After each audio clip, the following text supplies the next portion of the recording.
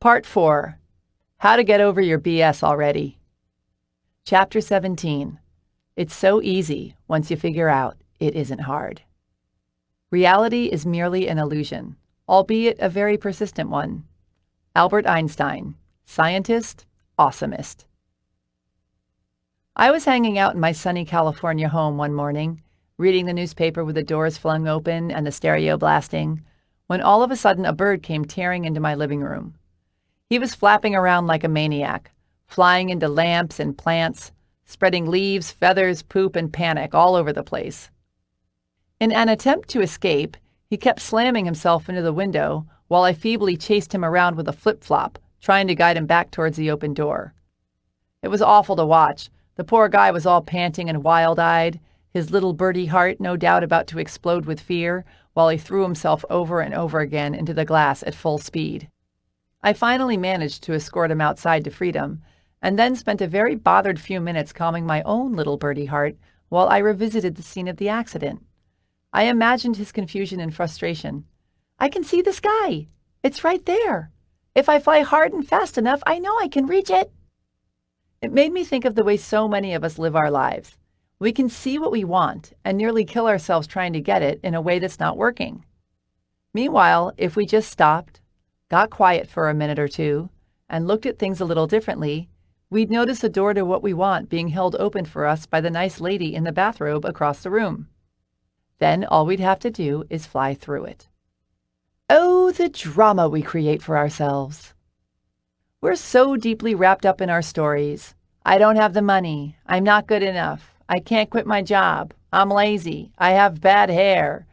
Trudging through life with our heads down, clinging to our false beliefs like lifeboats full of doo-doo, that we prevent ourselves from seeing the literally infinite sea of possibilities and opportunities surrounding us at every single moment. Have you ever walked down a street that you've walked down a million times and suddenly noticed a house or a tree or a mailbox or something else totally obvious and in your face that you've never noticed before? Or have you ever suddenly become aware of the eye color of someone you've known for years? Or have you ever looked at your mother and thought, I was inside of that woman once? All of this stuff didn't suddenly appear and then you noticed it. It was all there all along. You just weren't experiencing it because your focus was directed somewhere else. Here's a cool exercise. Right now, look around wherever you are and count the number of things you see that are red. Take about a minute and count them all. Now stop, close your eyes, and try to think of everything around you that's yellow. There's probably a ton of yellow, but you didn't see it because you were looking for red. What you choose to focus on becomes your reality. And that's just an example of what we're not noticing that we can see. There's also an infinite amount of emotions and thoughts and beliefs and interpretations and sounds and dreams and opportunities and smells and points of view and ways to feel good and responses and non-responses and things to say and ways to help. Yet, because we're so set in our ways and so committed to our stories about who we are and what our reality looks like, we only scratch the very surface of all that's available to us in every single moment. Meanwhile, we're totally surrounded by countless awesome versions of reality, and they're all just hanging around like a bunch of shy teenage girls at the prom, leaning against the walls, waiting for us to ask them to dance. As the poet William Blake so eloquently stated, if the doors of perception were cleansed, everything would appear to man as it is, infinite. So, why would you create anything that's not totally awesome? I mean, we're only talking about your life here. If you chose to get over all your reasons why the money you so desire is evil, or your conviction that you're the kind of person who's scared of intimacy, or your attachment to a plethora of other excuses that you perceive to be very serious and real, when in reality they're probably kind of cute and ridiculous, you could literally create any reality you want. Whenever I become impressed by a particularly creative array of new excuses I've come up with, or start to organize an elaborate pity party for myself, I turn to Ray Charles. I don't often listen to his music, but I always think about Ray when I need a kick in the rear end. He was a broke, blind minority who was orphaned by the age of 15 and raised in the colored part of town, in a time when slavery wasn't all that distant of a memory, and he went on to become one of the most influential and successful American musicians of all time. Basically, he wasted no time on excuses. Any little woe-is-me-ism that I try and hold up against Ray instantly wilts into the sniveling little nice try that it is, and I'm forced to look upon my life and my excuses with a new perspective. Really? You're really going to let that stop you?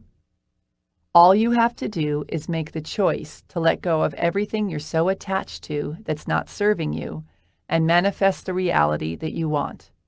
Life is an illusion created by your perception, and it can be changed the moment you choose to change it. Our entire experience on this planet is determined by how we choose to perceive our reality. I know, as if. It can't be that easy. If it was that simple, how could I possibly have spent all this time banging my head against the glass wall of my own self-created ho-hummery? But before you get into a bad mood about it, remember, all this stumbling around in the realities we pretend to be stuck in is very valuable because it allows us to grow and learn and evolve. Rough seas make better sailors, but you get to choose how long you want to stay in school and work on the same issues over and over and over. Your graduation cap and gown are cleaned and pressed and waiting for you whenever you want to put them on. All you have to do is let go of your present story and rewrite a new one that fits who you truly are. If you want to join the party and shift your perspective, do what I say in this book, and really do it. Don't just half-ass it. And while you're at it, believe it too. Study the resources I suggest on my website. Commit to releasing your attachment to low-frequency thoughts and experiences. Trust that the universe loves the crap out of you. Kick fear in the face and head bravely into the unknown. Also, do the following. 1. Become aware of what your stories are. We call these stories because that's what they are. They are not the truth, and they can be rewritten. You're the author of your own life, not your parents, not society, not your partner, not your friends, not the bullies who called you Fatzilla in junior high. And the sooner you decide to rewrite yourself a better script, the sooner you get to live a more awesome life. Before you can let go of your stories, get clear on what they are. Listen to what you say and what you think about, and start busting yourself in your own lies. We get so used to and so identify with our broken records that we don't even notice they exist or that they're not even real, and yet we'll fight to the death to uphold their non-truths. Listen specifically for sentences that begin with, I always, I never, I can't, I should, I suck at, I wish, I want, as opposed to I will and I am, I don't have, one day, I'm trying to. Sad Sack Jane, the lawyer, says she should keep her miserable job at the prestigious firm because she'll never find one that she likes that pays as well. Really? Is that why nobody on earth, anywhere, is doing a job that they love and making even more money than you make, Jane? Lonely-hearted Sally always says she can't find a good single man because there aren't any left out there. Really, Sally? All the good single men were hunted down and killed, so no matter how many dates you go on, or how many times you put on sexy high heels and hang around Home Depot, you'll never bump into one? Was the awesome guy your friend Deb just met the lone survival of the good guy genocide? Broke-ass Joe, the personal trainer, always talks about how he can't make any money and how there are no good high-paying clients out there. Really, Joe? Not any? Anywhere? Then how is it that other personal trainers have more high-paying clients than they can handle? And that some even created energy drinks and workout products with their pictures on them and are raking it in on QVC? Another good place to catch yourself in a story is by looking at the areas in your life that are sagging. If you're constantly angry, maybe your story is, nobody understands me. If you're always overweight, maybe your story is, I have no self-discipline. If you're uninvited from Thanksgiving dinner because you wouldn't let anyone else talk at the last 3 family gatherings, maybe your story is, nobody pays any attention to me. Remember, as Wallace Wattles said, to think what you want to think is to think the truth, regardless of appearances. Instead of pretending to be stuck in these lame-o realities, use your power of thought to change your attitude and change your life. Start paying attention. What are your favorite self-sabotaging stories? What do you hear yourself think and say over and over again that has become who you are, or rather who you think you are? Bust yourself in your own tired, old, broken records right now so you can set about rewriting your stories and creating the kind of life you love. 2. Become aware of what you're gaining from your stories. We pretty much don't ever do anything that we don't benefit from in some way, be it in a healthy way or an unhealthy way. If you're perpetuating something dismal in your life because of some dopey story, there's definitely something about it that you're getting off on. Let's say, for example, that your story is that you're depressed. Chances are pretty good that even though it feels awful, when you feel awful, you don't have to work hard, or do the laundry, or go to the gym. It also feels very familiar and cozy and comfortable. It gets you attention. People come in and check on you and sometimes bring food.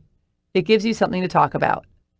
It allows you not to try too hard or move forward and face possible failure. It lets you drink beer for breakfast. Let's say your story is that you can't make money. By staying broke, you get to be right. You get to be a victim, which makes you dependent on other people and gets you attention. Other people will offer to pay. You don't have to take responsibility. You get to give up before you start and avoid possible failure. If things in your life fall far below the mediocre scale, you get to blame other people and circumstances instead of taking risks to change it because you can't afford to take risks. Let's say your story is that you stink at relationships. You get your freedom.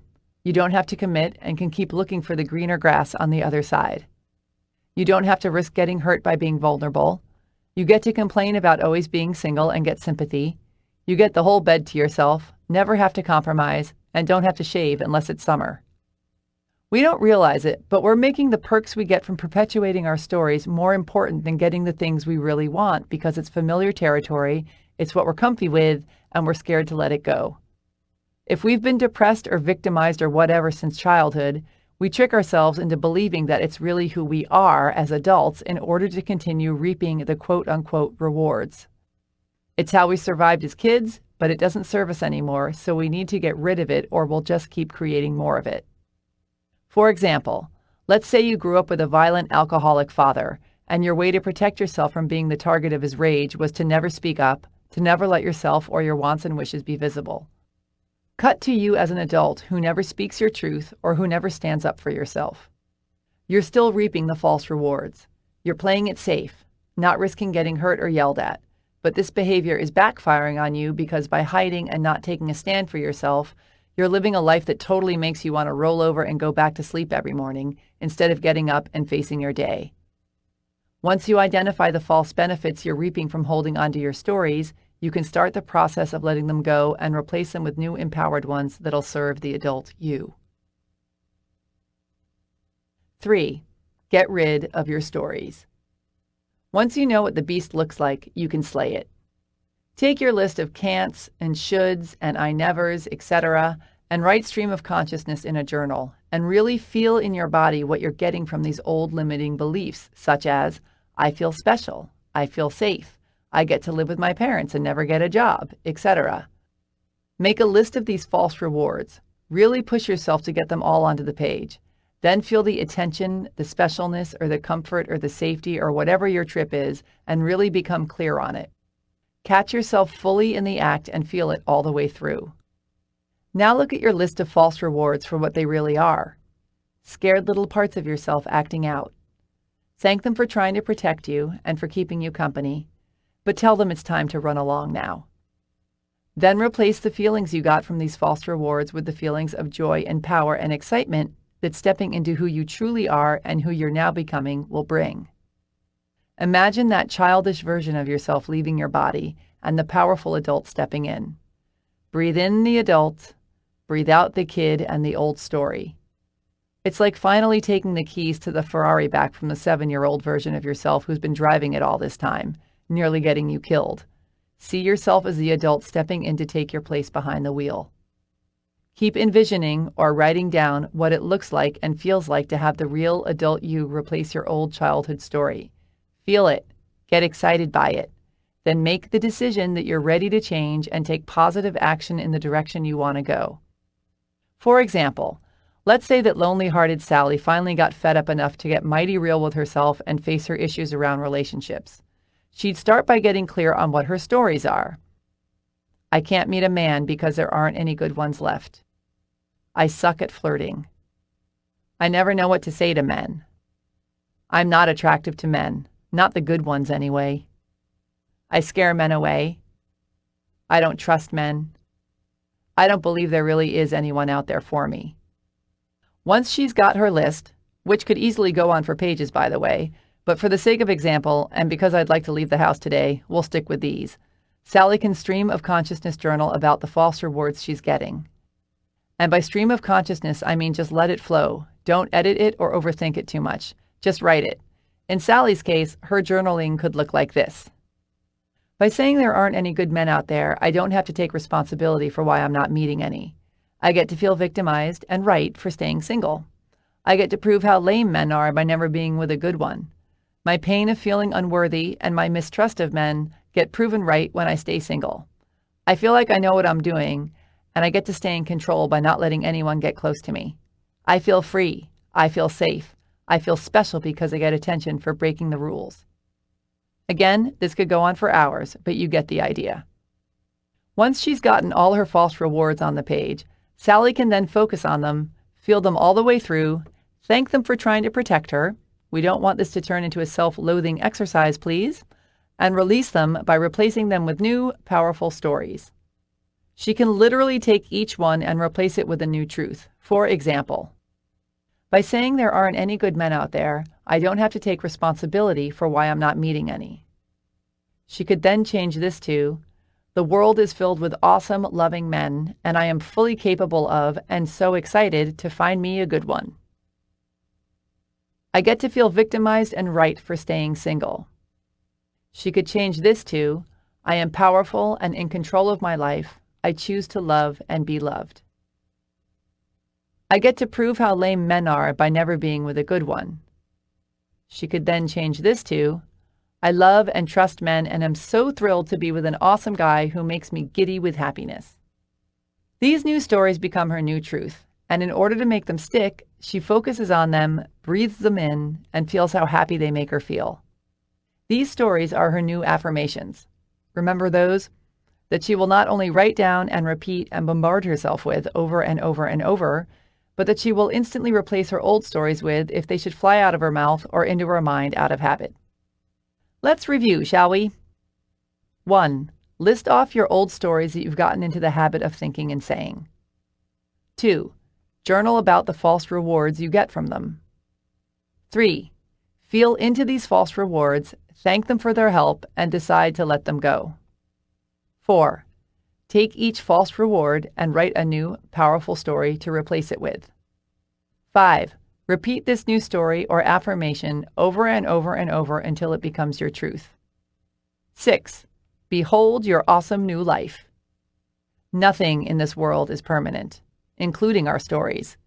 Yet we try to hold on to them for false security, which ultimately leads to sorrow and loss. Be willing to let go. Keep reinventing your story as you continue to grow. 4. Get a move on. Once you've gotten clear on your story and have done the energy work, take action. If you were once depressed but have decided to let it go, stop listening to melancholy music. Stop talking about how lousy you feel. Stop pretending that putting on your bathrobe counts as getting dressed, etc. Instead, focus on the good and do the things you love to do. Make an effort instead of collapsing into the familiar feeling of being depressed. Realize that you've gotten into habits with these things and switch them around. Behave the way a person who isn't depressed behaves. Dress how they dress. Hang out with the kinds of people they hang out with. Speak the way they speak. Do the things they do. Really sink into the understanding that you can have what you want. This won't work if you just pretend. You can't be like, okay, I'm going out on a date. I'm telling myself I'm going to have a great time, but I know it's going to be hideous because it's always hideous, but I'm having a good attitude about it. Going out into the world and trying, yet still deep down believing that you're ruled by your past circumstances, is like forgiving someone, but still hoping they sit in something wet. 5. Get out of your routine. Talk to strangers. Wear something different. Go to a new grocery store. Make dinner for someone who you want to get to know better. Change toothpastes. Go to a movie at 2 p.m. on a Wednesday. Learn 3 new jokes. Walk taller. Notice 5 awesome things you've never noticed about your home, your beliefs, your mother, your face. Do things that pull you out of your routine, and you'll be amazed by the new realities that were there all along that suddenly present themselves. 6. Sidestep the spiral.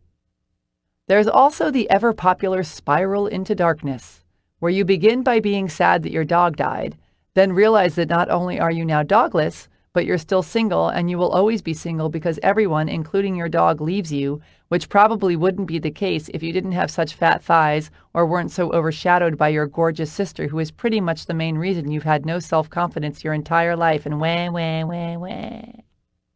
Feel sad, but don't blow it up into some huge drama. If something negative happens in your life, feel it, learn from it, let it go, and get back to focusing on the life you're excited to live. 7. Love yourself more than you love your drama.